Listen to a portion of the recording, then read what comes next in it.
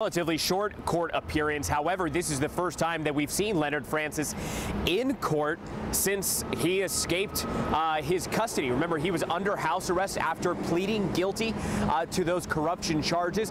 Found himself in Venezuela after not only fleeing his home here in San Diego, making his way to Mexico, then Cuba, and then from there to Venezuela. Now, no cameras were allowed in the courtroom, but I can tell you that Francis was in his jail uniform with shackles around his feet as he was escorted in by U.S. Marshals. He sat over to the right of where we were sitting.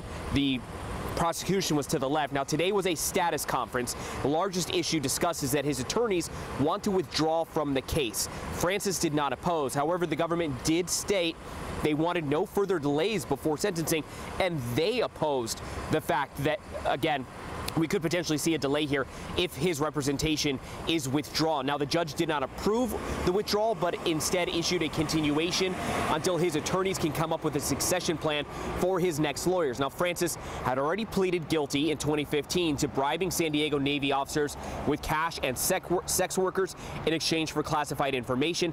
He escaped that house arrest in September of last year, was later arrested in Venezuela, and about a month ago extradited back to the U.S. in a prisoner swap between the two countries. Now, Francis will not be arraigned on any of the charges related to his fleeing of that house arrest until he is finally sentenced for this initial case. So that is why the state, again, is pushing for no further delays. He is due back in court in about a month's time. February 8th is the next time we will see Leonard Francis in court. Reporting from downtown, I'm Chris Grove for CBS.